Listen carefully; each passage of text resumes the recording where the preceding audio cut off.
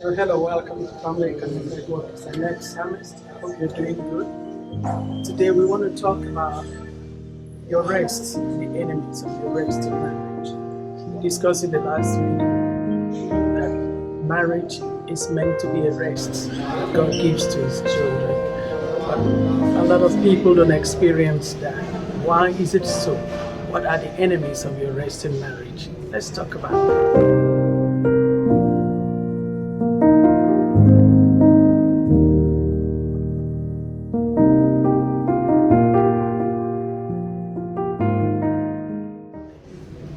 Number one is what I call the whisperers. You remember in the Garden of Eden that God set the man and the woman to enjoy their lives, enjoy their relationship. But then the enemy came to the woman and said, "Did God really say?" That is a whisperer in action. The things that make you question what you put value on before. The things that brought you peace and joy, and all of a sudden you begin to see a different note because something is talking, someone is questioning. An unfriendly friend has come to say, if you know what your partner did, if you know what your husband did, or what I saw your wife, you would not believe.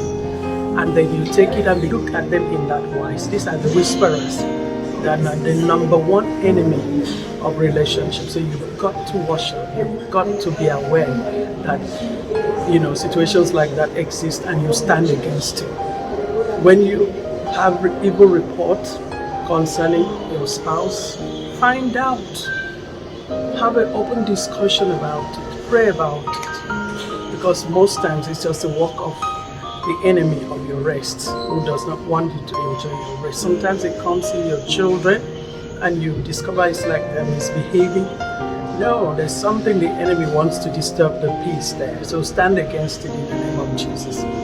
That's number one, and it's key. The whisperers. Look out. Most times it's people around you, people, that you will call your friends, people you call your families, but they are being used by the enemy, the chief whisperer, to cause confusion, to cause an unrest. And this is not God.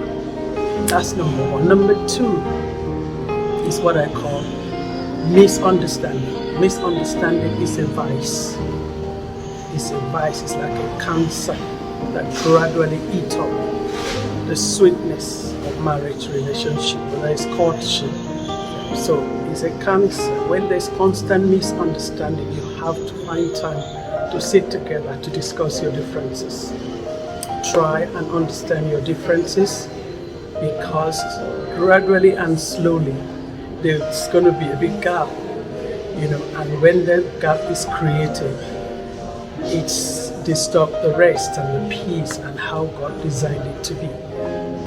The next one is what I call distance. Some relationship is so beautiful in the honeymoon, it's so beautiful in the courtship, it's so beautiful when we just waited and everything is, we're talking to each other, and all of a sudden, you begin to see distance created. We are there, but yet we're not there. We're absent. The mind is taken by something else. We're not there for each other. That is a very subtle enemy, so you've got to watch. In a situation, somebody will begin to feel I'm not important. Maybe somebody else, priorities given to things that are not as important. We know how to prioritize. So this is so important that we're always there for each other. And remember, even in the pressures of life, remember, even in a stressful situation, that you still have to keep the fire burning, keep the love shining, keep talking with each other. Even if you're miles away, technology has made it so easy that we could still interact, we could still talk with each other. So just to have one another in mind, break that distance. Because we know that when Eve was separated from Adam, that was when the enemy came in and deceived Eve. So very important, stick together. Stick together, it doesn't matter. Stick together. Distance, children, family, whatever it is, whether it's financial pressure, make sure there's no distance between you. Stick together, good communication, open-hearted discussion. Keep expressing love for one another. That is so important. So important. Keep expressing love for each other. Don't keep it in the head and say, of course he knows that I love him. Of course she knows. She should know because I buy gift. No, it's not only gift.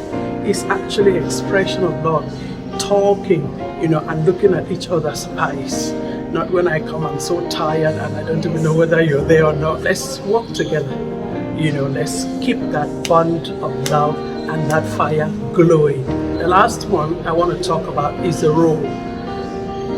When we swap the role in the relationship, sometimes it does, we have to be very careful, be very mindful. Even if you're a single parent, you have to be both for your children. You have to raise them up, covering the ends. Make sure you're there supporting them in situation that both parents are there and maybe the wife is the one earning more, supporting the family financially. That has to be done with wisdom. That has to be done with humility. Otherwise, tendency is I'm going to take the power and say, I'm the one providing for the family, so what is it? And that does affect the rest. So let's be mindful that we support each other in love and we do it in humility. We do it in humility. Wonderful. Make sure you subscribe and click the notification button so that when the next video drops, you will be informed. Thank you so much for tuning in and thank you for giving me this time.